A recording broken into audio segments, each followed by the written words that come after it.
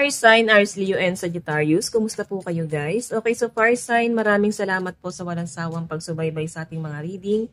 And kung kayo ay bago pa lang sa ating channel, mag-subscribe na po kayo guys. And i-click mo na rin yung ating notification bell para lagi po kayo guys updated sa ating mga bagong upload. Tignan natin, ano ba ang inyong gabay? Fire sign, Aries, Leo, and Sagittarius. Fire sign, Aries, Leo, and Sagittarius.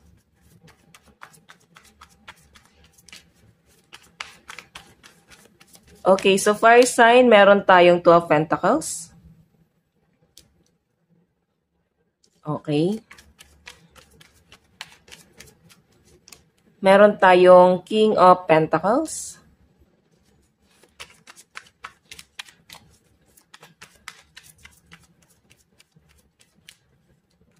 Meron tayong Ten of Cups.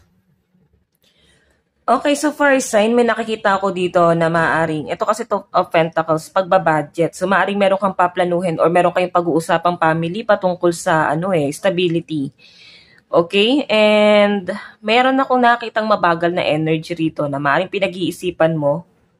Okay? Ito kasi hindi ka makapag-decide dito kasi hindi mo malaman kung anong gagawin mo kasi meron kang inaantay na go signal dito sa taong to. Okay? And Ten of Cups, nakikita ko na masyado kang magpo-focus sa family mo. Kumbaga, nandun ka lang sa circle nila. Mararamdaman mo, fire sign, na para bang mas napapalapit ka sa family mo. Or mas mapapalapit ka palalo. Okay? Maganda naman yung nakikita ko. Kung nagbabudget ka pagdating sa pera mo, nakikita ko na magiging maayos ang daloy ng pera mo sa mga susunod na mga araw. Kumbaga, hindi ko nakita yung ups and down. Ups and down dito guys. Kasi kahit naglalabas ka ng pera, para pumapasok lang din ulit guys. Bumabalik lang sa inyo. Meron ako nakitang tulong na paparating sa'yo. Siguro person mo yan or family member. Tingnan natin. Fire sign, Aries, Leo, and Sagittarius. Ano po itong Two of Pentacles? Spirit guide. Ano po itong Two of Pentacles? Ano po yung Two of Pentacles?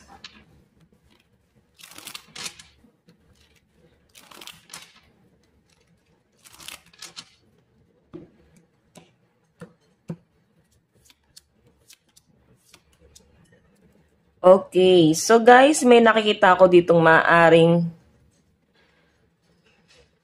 parang may naiinggit sa'yo pagdating sa daloy ng pera mo.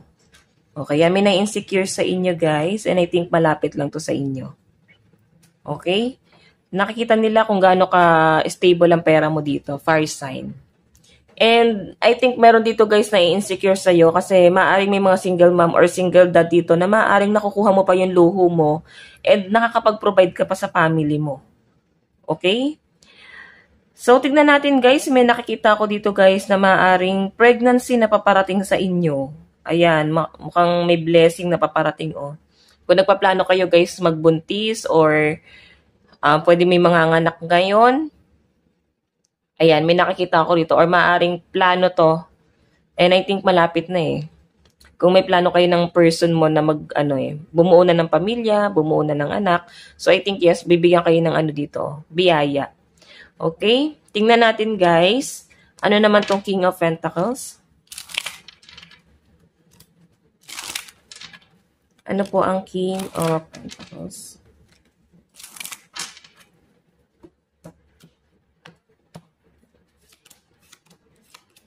Okay, so I think pagdating to sa relationship mo, nakikita ko naman dito guys, ayan lagi talagang energy mo is Queen of Diamond or King of Diamond. Medyo fierce, matapang, dominante, independent, Hindi ka didepende sa ibang tao. Okay, kung ikaw ay may partner, sa nakikita ko mas maayos ang daloy ng pera mo. Okay? And ang pinapakita sa akin dito, fire sign, gusto kong tulungan itong taong to kahit maliit na bagay lang. Kasi gusto niya talagang ipakita sa inyo yung love. Wala nga lang masyadong pag-uusap sa inyo guys. Parang walang maayos na usapan na para bang kayo ba? Ganon. Maring more on pag-explore siya guys.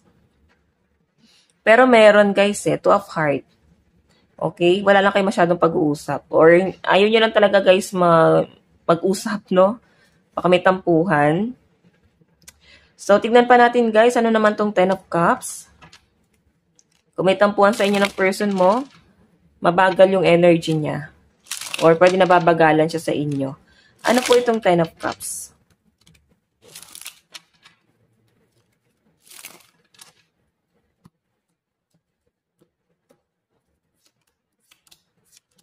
Okay, so pagdating nga to guys sa family mo, kasi Five of Diamond is family. May nakikita akong business dito, baka bibigyan mo ng business yung family mo or tutulungan mo silang mag-business. Or maaring tutulungan mo sila na yung mag-manage ng business nyo guys. Okay, bibigyan mo sila ng pangpuhunan dito. May nakikita ako dito guys, maaaring magiging busy ka rin. Kung ikaw ay nag-aalaga ng anak or siguro may mga DH, no? Nag-aalaga kayo ng mga bata. And sobrang hands-on ka dun sa pag-aalaga na yon. Okay?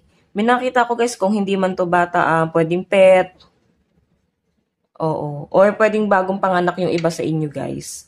Or may mga buntis. Yun talaga guys, nasasagap ko rito. Baka naman kayo ay magpapa-check up or pupunta kayo sa ospital. Pwede magiging conscious ka pagdating sa health mo or pwedeng sa physical appearance mo, no? Meron kang gustong ipabago, pwedeng surgery to, guys.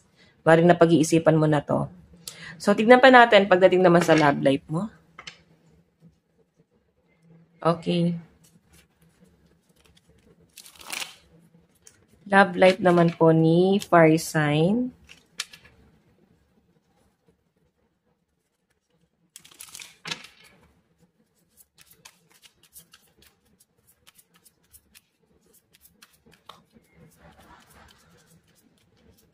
Meron po tayong the hot seat. Nako, mukhang meron daw ditong parang konfrontasyon na nangyayari. Ayan, yan ang nakikita ko guys. Tignan pa natin. Meron tayong the producer plant. Matalino kayo guys. Siguro may pag-uusap sa inyo ng person mo. Masyadong seryoso to guys. And may nakikita akong nape-pressure dito. Or mape-pressure kayo sa mga tanungan na to guys. Okay, yung iba sa inyo guys, maaaring itong taong kasama mo ngayon, nakatadhana talaga siya para sa inyo. Okay? Ay no, nandito na yung destiny eh. And nakikita ko dito guys, yung mga single naman dito, huwag ka daw masyadong ma-pressure or magmadali pagdating sa love life mo. Darating at darating yung tamang tao para sa inyo guys. Dali mo. Ayan no, paparating na siya.